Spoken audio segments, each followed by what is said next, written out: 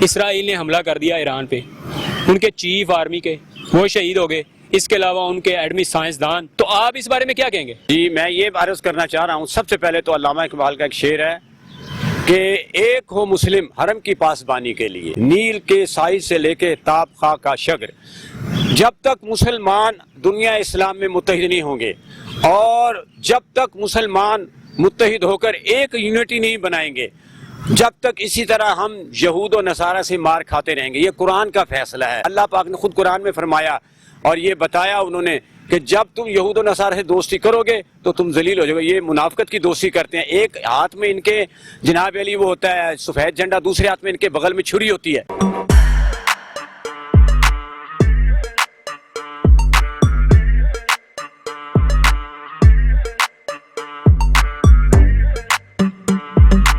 میں ادی مینگو میں امید کرتا ہوں آپ لوگ سب ٹھیک ہوں گے، میں بھی آپ لوگوں کی دعا سے ٹھیک ہوں جو کرتے نہیں ہوں۔ دنیا میں ورلڈ وار 3 ہونے جا رہی ہے، حالات بڑے کشیدہ ہیں۔ پہلے یوکرین اور رشیا کا معاملہ چل رہا تھا، اب ریسنٹلی اسرائیل نے حملہ کر دیا ایران پہ، اور ایران بھی اس کے جواب میں جوابی کارروائی کر رہا ہے، تو بہت ہی زیادہ ہلاکتیں ہو رہی ہیں، شہادتیں ہو رہی ہیں۔ تو ہمارے ساتھ موجود ہے منیر جوید صابری صاحب، ان سے بات کرتے ہیں وہ کیا کہتے ہیں۔ کچھ عرصہ پہلے یوکرین نے حملہ کیا یہ رشیا پہ، رشیا نے دوبارہ اس کو ریٹیلیٹ کیا، تو ان کی جنگ چل رہی ہے۔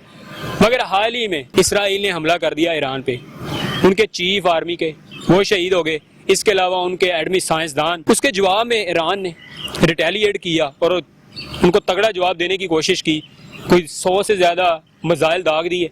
اسرائیل میں 4 اسرائیلی ہلاک ہو گئے ہیں اور 90 سے زیادہ زخمی ہیں، تو یہ کشمکش ہے، اور اسرائیل نے کہا ہے کہ یہ جنگ لمبی ہو سکتی ہے، تو آپ اس بارے میں کیا کہیں گے؟ ایک ہو مسلم حرم کی پاسبانی کے لیے، نیل کے سائی سے لے کے تاب خاں کا شگر، جب تک مسلمان دنیا اسلام میں متحد نہیں ہوں گے اور جب تک مسلمان متحد ہو کر ایک یونٹی نہیں بنائیں گے، جب تک اسی طرح ہم یہود و نصارہ سے مار کھاتے رہیں گے۔ یہ قرآن کا فیصلہ ہے اور یہ بتایا انہوں نے کہ جب تم یہود و نصارہ سے دوستی کرو گے تو تم ذلیل ہو جاؤ گے۔ یہ منافقت کی دوستی کرتے ہیں، ایک ہاتھ میں ان کے جناب علی وہ ہوتا ہے سفید جھنڈا، دوسرے ہاتھ میں ان کے بغل میں چھری ہوتی ہے۔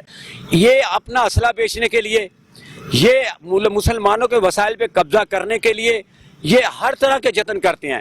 یہی کچھ پاکستان میں ہو رہا ہے، یہی کچھ ایران میں ہو رہا ہے، اور باقی ملکوں کی بھی باری مسلمان ملکوں کی آنے والی ہے۔ تو لہٰذا میں یہ کہنا چاہتا ہوں کہ خدا کے لیے جتنے بھی عالم اسلام کے 57 ہے یا 58 اسلامی ممالک کے حکمران ہیں، ان کو میں کہہ رہا ہوں کہ خواب غفلت سے بیدار ہو جائیں، یہی وقت ہے اب اکٹھے ہونے کا۔ تو یہ عرب ممالک اور مسلمان جو دوسرے ممالک ہیں، یہ صرف بیانیے کی حد تک ہی ان کا معاملہ رہ گیا؟ حملہ نبی ٹرمپ گیا تھا سعودیہ کے دور پہ، آپ نے دیکھا ہوگا جی گیا۔ کتنی افسوسناک، آپ خبر سنیں گے تو حیران ہو جائیں گے۔ دبئی قطر کے شیخ نے 40 کروڑ ڈالر کا ایک جہاز سونے کا پیش کیا ہے، کس کو؟ ٹرمپ کو پیش کیا ہے۔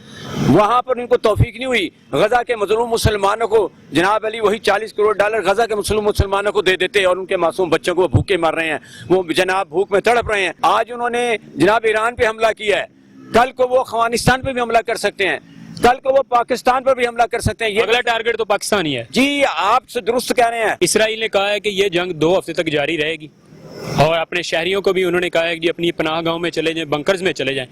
تو آپ یہ جنگ کو آگے کس حد تک بڑھتا ہوا دیکھ رہے ہیں، اور نتائج کیا خوفناک ہو سکتے ہیں؟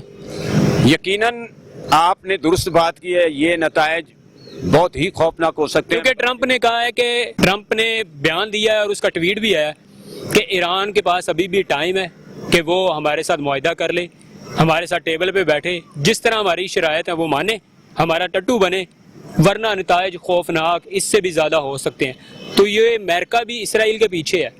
تو یہ تو آپ نے جو بات کی ہے، یہ تو ہر میرا خیال ہے پوری دنیا میں پاکستان کے بچے کو پتا ہے کہ اسرائیل کیا ہے۔